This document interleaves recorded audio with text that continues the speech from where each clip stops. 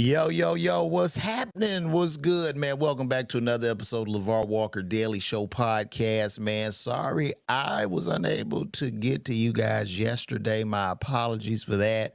I ended up having to go help a friend out of mine do a show. Shout out to my friend named Lynn. Went and helped him out at a show at Atlanta Comedy Theater and couldn't make it here yesterday. Great show. Got up, did some jokes. I'm always trying to work on new material because you got to get out more and more material. And I'm trying to, get all my bearings in line for next year. It's looking good for next year. I'm going to be making it out to a couple of you guys' cities. Also looking at a possible UK tour. Just waiting on this offer to come back for that. But welcome back. How was your day? Are you doing good? How are you feeling? Well, good, man. Good. God is good, and it's a blessing that you've pulled up. And thank you all too for supporting me. I really, really appreciate that. So we're gonna get into it today. Saw something interesting. Nicki Minaj went on Kai Cenat's live stream. I'm gonna play that here. Uh, this is Nicki on the live stream dancing with Kai Cenat. And what I get from this is this. I'm just going to keep it a buck. Shout out to Nicki. I think Nicki is by far one of the best female rappers in the last decade. When I saw this video, I'm not knocking it because now what this video let me know. With Nicki Minaj, as big as an artist and superstar that she is, being in this basement with these 20-something-year-old boys dancing around, it lets me know that the internet has primarily won. I don't necessarily think that Nicki really wanted to do that. I think she had to do it. And understand what I'm saying. It's like this, man. We grew up in a time with 106 in Park. We grew up in a time with TRL. We grew up at a time when the guy on the radio would break records. Well, that's all changed. The internet has leveled the playing field at which, people can just do their own podcast or stream or do whatever. And these young brothers and sisters, these young streamers have taken over. That's where the attention is.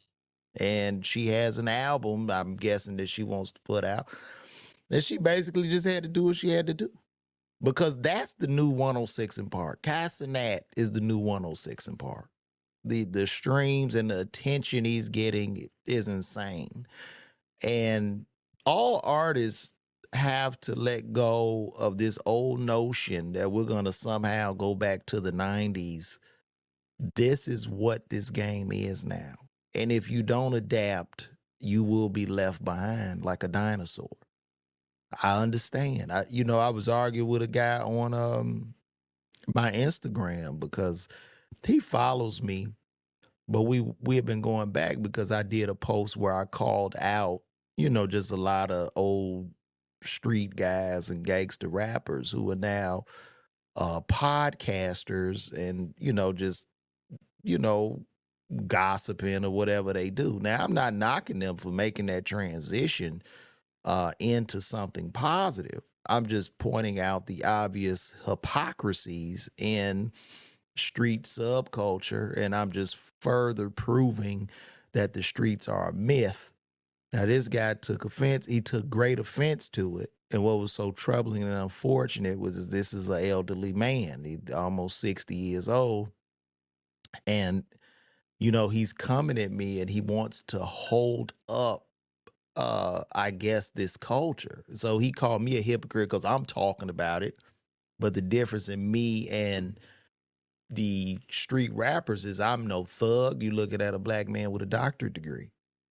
I'm not, I don't want no part of thug life. I believe that street culture, that subculture has done nothing but brought degeneracy and reduced black people to third-class citizens, and I stand on that. So he lights me up in the comments. He's going on, and it would be very rather easy for me to block him. But what I came to the conclusion of was that him going off like that has nothing to do with me, and there's something going on in his life. And I just want to send empathy and prayers and condolences, because a lot of times, and this is for y'all to hold on to this, a lot of times when people behave negatively online, when people are, just going in on you and get, giving you that certain level of hatred, it's not even about you.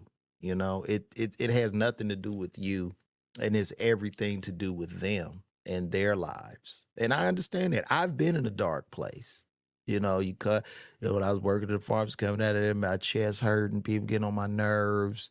You see other people living their lives, enjoying life. You become frustrated and upset. So I just reached out and told the brother he has nothing but empathy. Even though in the comments he called me a pussy because, I had an altercation where I called the police and sued. What is this notion that if I'm attacked or I'm harmed as a black man by another black man, you don't think I'm a lawyer up, nigga? Like, what is this notion? So I'm supposed to be a thug. So once I'm attacked, especially by a person with means, once this happens, I'm supposed to somehow continue this. Like, no, you're going to treat me like them white folks do. You don't do it to the white people, you won't do it to me. They going to sue you, I'm going to sue you. They going to lock your ass up, I'm going to do it too. You didn't have any respect for me when you touched me. So, nigga, when the morning comes, it's going to be a consequence. So to that brother, I have nothing but condolences. I'm not going to block him because I want him to continuously see me shine.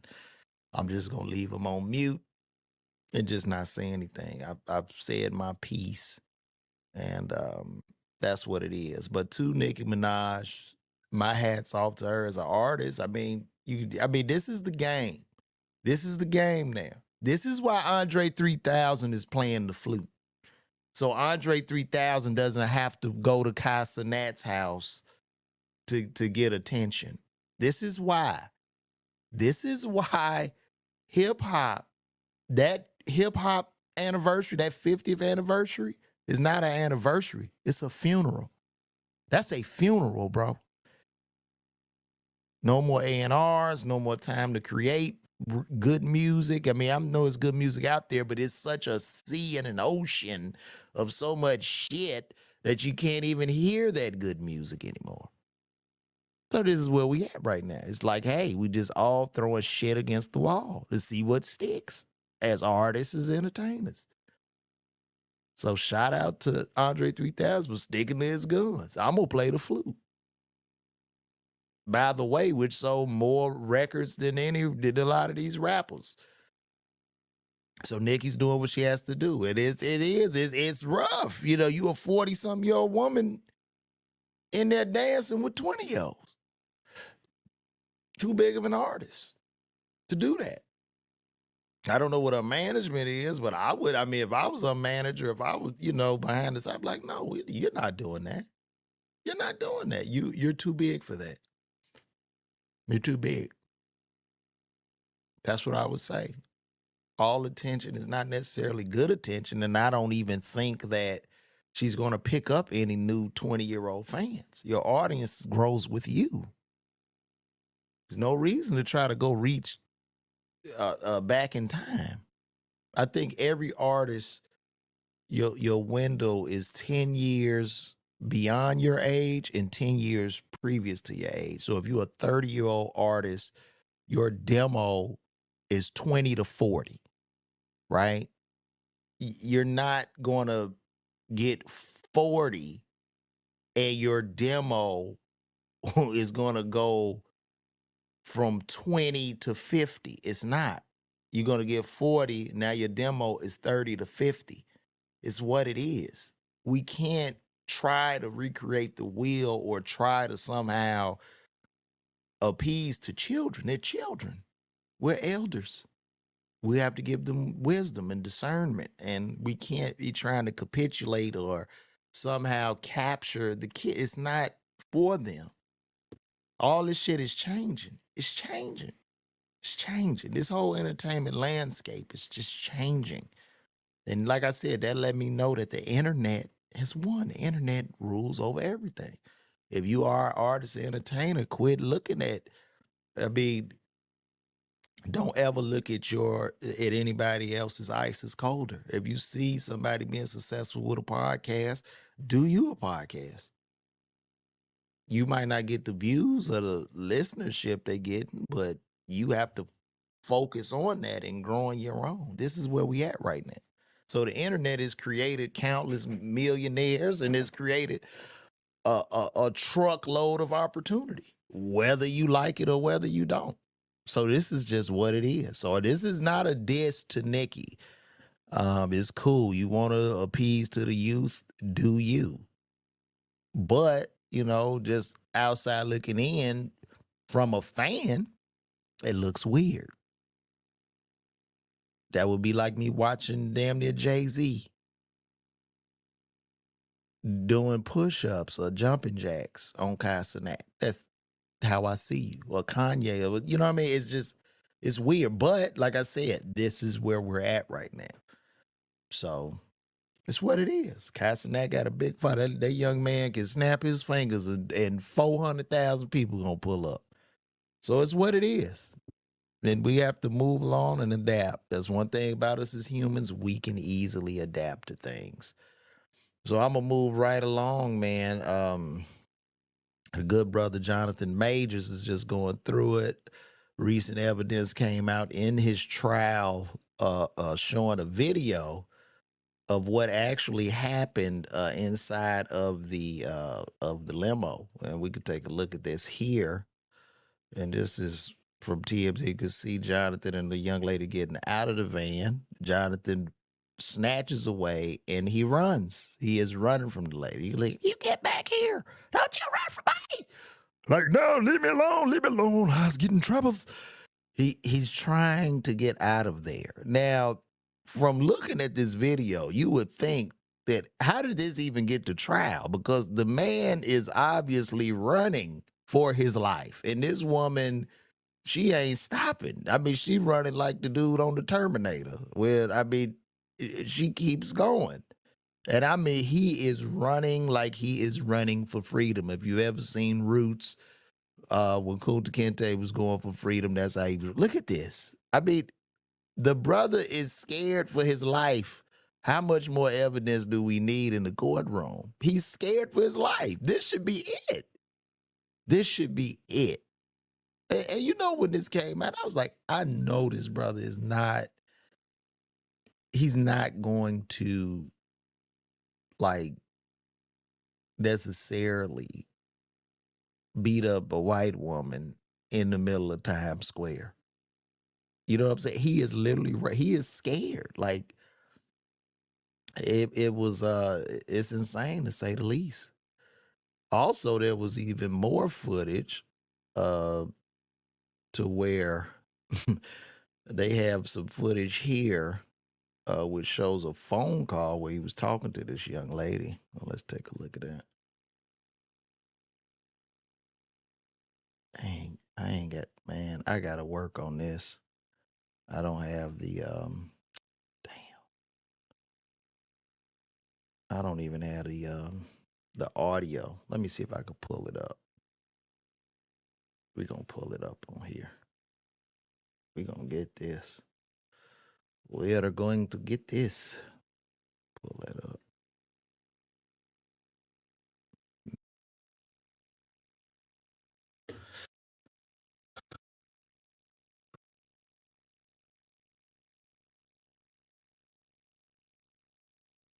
All right. Mm, nah, I know where to get it.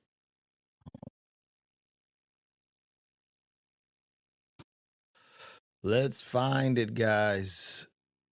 I need to take a listen.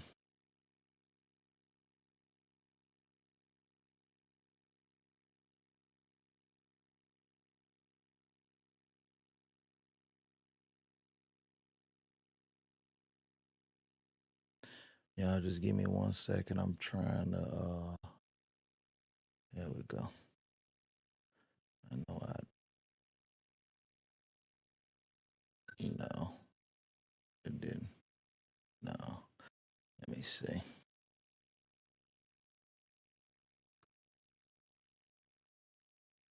We're just going right to the source. Just bear with me. Um, Thank y'all for rocking with me. I'm just pulling up.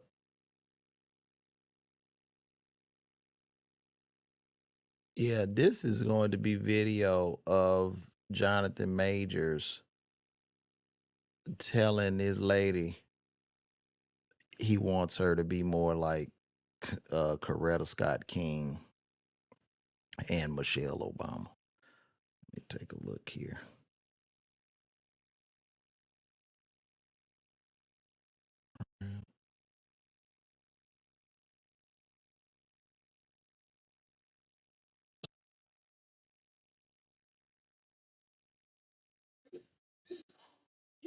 Do you understand that? Yeah. Do you really know this? Do you really? Yes. Then how dare you come home drunk and disturb the peace of our house when we have a plan? I would like to get to, I would like to get to the point where your friends.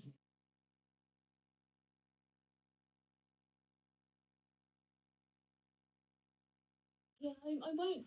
Like, no, no. You understand that because that team, that unit, right? Grace has to be in a certain mindset. To the point, Coretta Scott King. You know who that is? That's Martin Luther King's wife. Michelle Obama, Barack Obama's wife. No, I'm not. I shouldn't have gone out. I'm sorry. Let me just lay it out for you, right?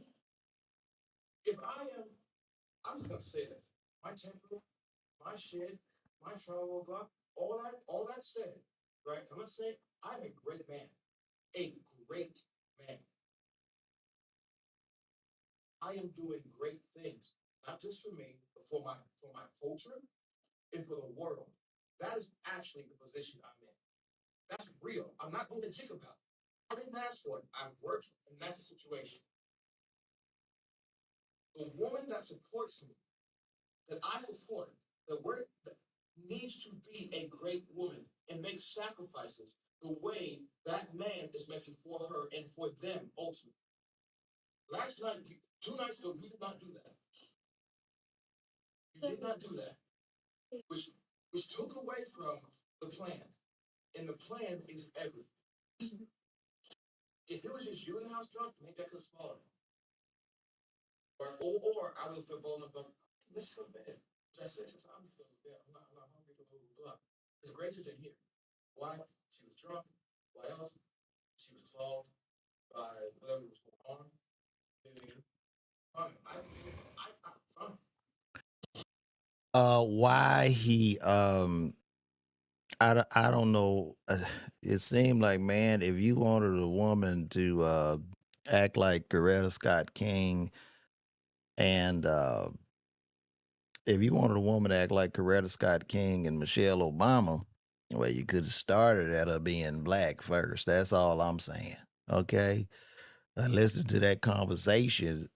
I mean, I didn't see anything wrong with what he was saying. I do understand the lady's crying. I hope nothing happened, but it seemed like what he was saying, he just wanted her to stand by his side and be respectful or something, as being a provider or whatever. But damn, bro. You want a white woman to be Michelle Obama and correct all these sisters out here, man. All these beautiful, hardworking, professional sisters. And this is what you ask her to be Coretta Scott. Yeah, and then, Jonathan, you don't even know how they act, bro. We just saw them, you know what I'm saying, on television.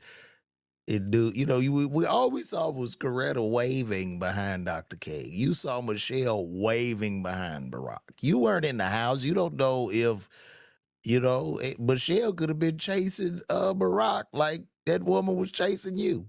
She might be acting like both of them right now. You don't know if Coretta was cussing out Dr. King. You wasn't in there. That was just all on the surface.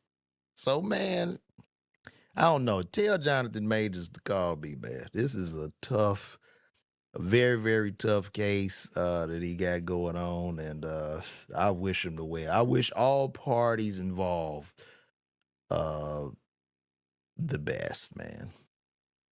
KRS-One, good brother KRS-One, man. He spoke recently on uh, the Grammys at the hip hop Grammys, and what was interesting about that to me was that let me see. I should be able to get this in here better. Changing some audio, y'all.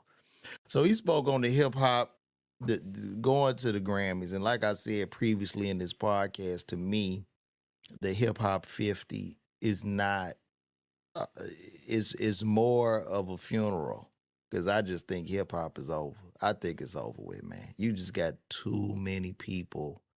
You got too many people, you know, doing everything else but music. You can't even in hip hop right now. They not for them to get your attention just to listen to some of this shit.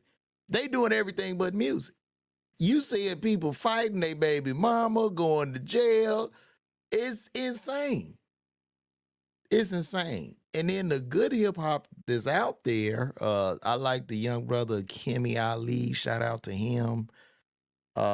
It's another sister, I forgot her name, Lady something. Very, real cool, but you can't, it's so much noise and such an ocean, you can't even get to it, man, because there's so much spectacle that's in front of our face. We got like all these layers to even find. You have to dig to find any type of good music, man. It's wild.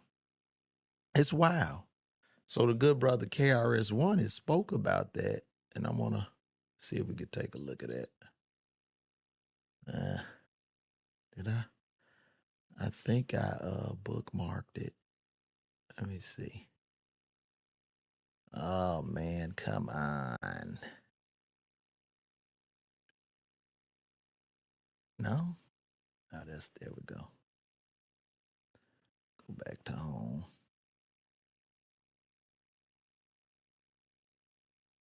Where my bookmarks at? See no bookmarks. All right. KRS-One.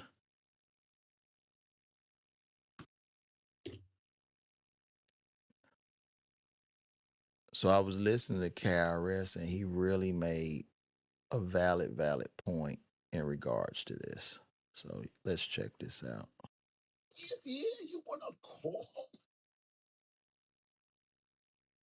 49 years you ignored us. Hold on. Let me share this with y'all. Okay.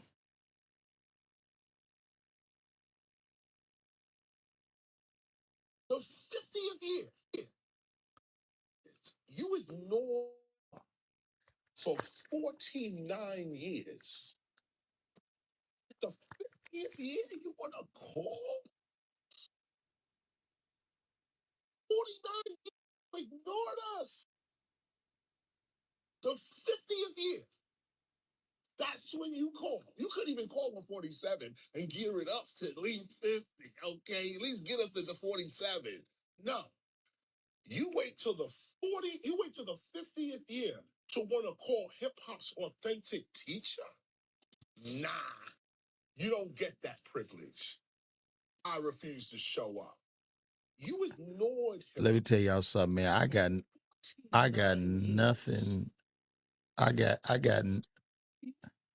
got nothing but respect for what KRS-One had to say, man. That's real, man. 49 years, man. Now they coming out of the woodwork. So shout out to KRS and also MC Hammer But once hip hop got profitable, all the leeches and everybody started sucking it dry. And unfortunately for black people, we the least paid. Our community is the least represented from a financial standpoint of hip hop. I mean, yeah, you got those artists but we haven't, some brother made a valid point where the grocery stores, the schools, the this, the that. We don't have none of it. Hip hop has been exported, it's been pimped, it's been everything. You know what I'm saying? So shout out to him for not going. And like I said, once again, I just feel it's a funeral, man. I don't see where this is going. And y'all comment, let me know. Send me a message. Let me know where you see hip hop headed. You know what I'm saying? Because culturally speaking, I don't get it. And I don't want to be the old man on the porch. So yeah, it's definitely interesting. Shout out to the good brother KRS1, man. Draymond Green, he got suspended from the NBA indefinitely, and it seemed to be rather deserving. Uh, I I saw what side happened. if they think it was. Oh, man. Well, that's going to be a flagrant. Yep, and now sure. they're going to just try to decide if they think it was excessive. It's going to be at least a flagrant one, could be a 2. Which would be an ejection. Boy, that is a swipe across the face.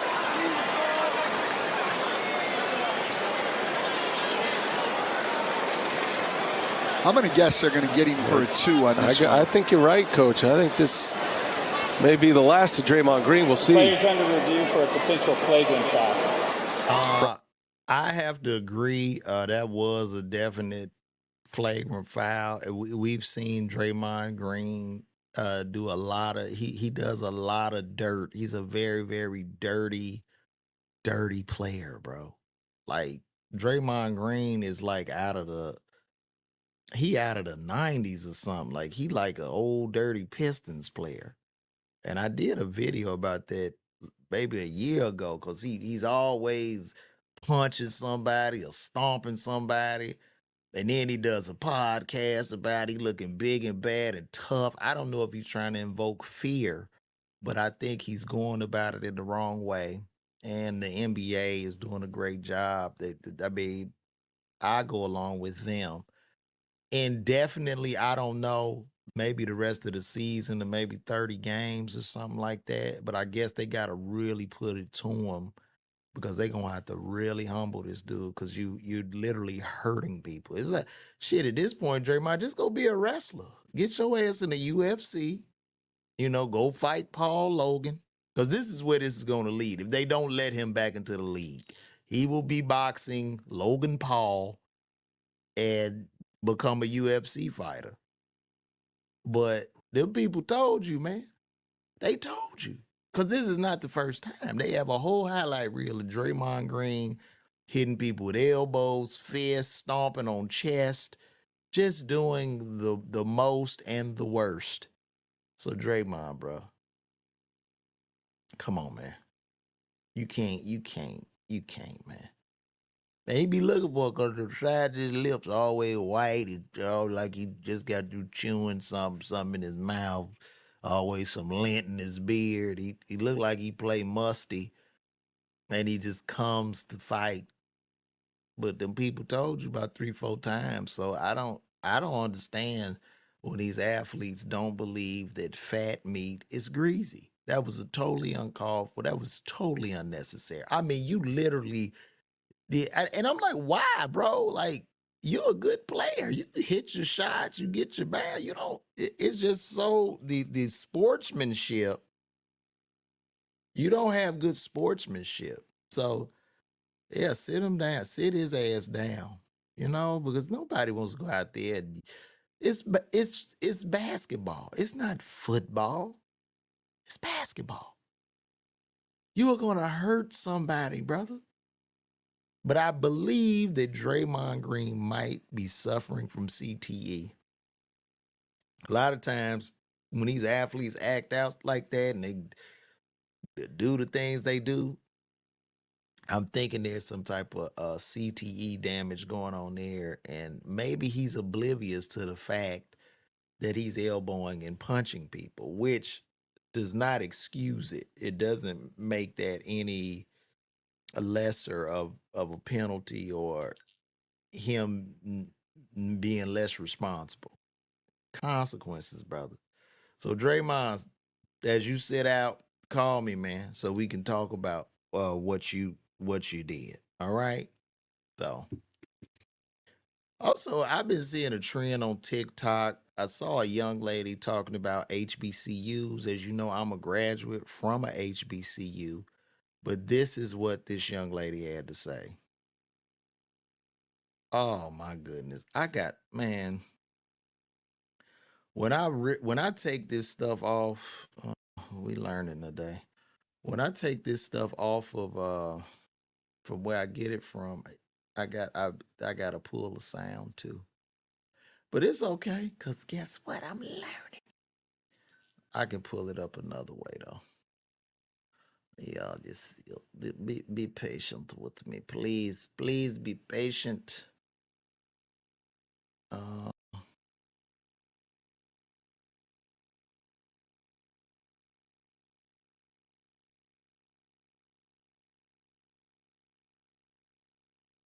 this is interesting.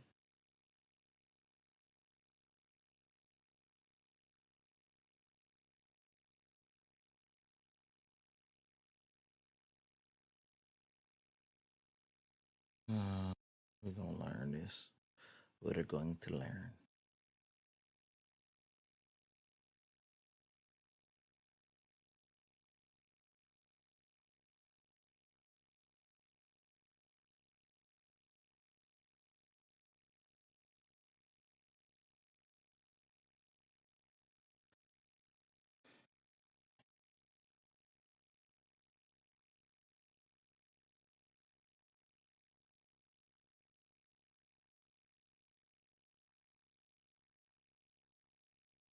Now I can't see y'all.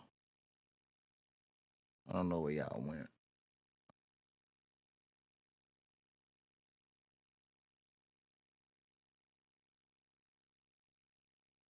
This is crazy.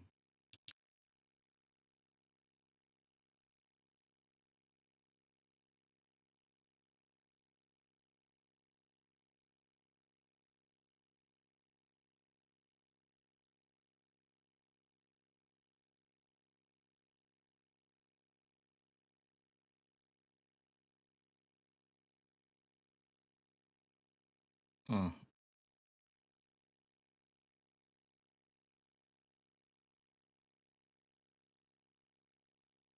I don't, man. Come on.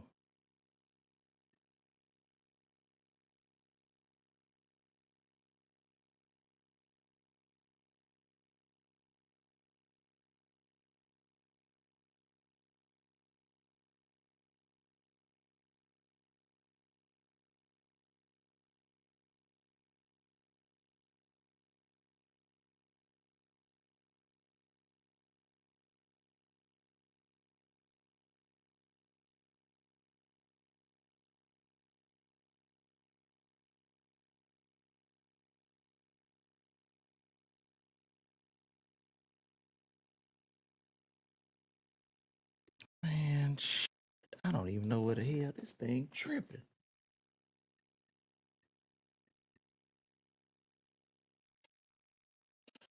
Oh, come on.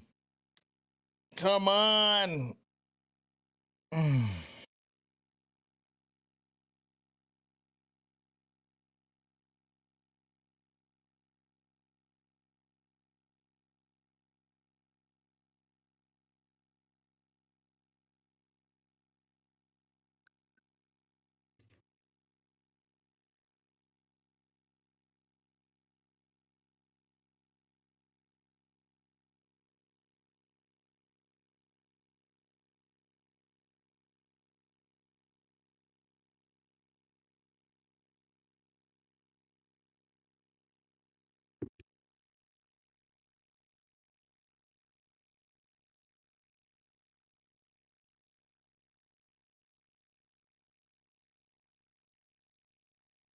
There we go. Sorry guys. Sorry for that interruption. Um but as I learn as I go, and I know y'all be getting pissed, man, you gotta quit being cheap and get a producer, man. I'm like, nah, we're gonna learn this the good it's called hard work, brother. That's what we call this. Hard work. There we go. All right. I'm gonna let y'all take a listen to this. No. What I'm about to say. Like when I did my tours for like one of the a really big one in Atlanta. Like I went there and it got accepted and everything, and I was looking like, what is this? I'm not living here. Like y'all be like we are. Why are we not like? This supposed to be an HBCU. Why are we not living our best black luxury life?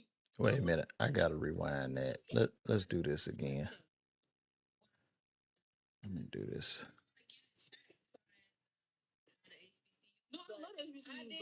No. What I'm about to say. Like when I did my tours for like one of the a really big one in Atlanta. Like I went there and it got accepted and everything, and I was looking like, what is this? I'm not living here. Like y'all be like we are. Why are we not like? This supposed to be Like. why are we not living our best black luxury life? Okay. Yeah, this is really sad. So this young lady is just saying she visited a campus, went to the HBCU, and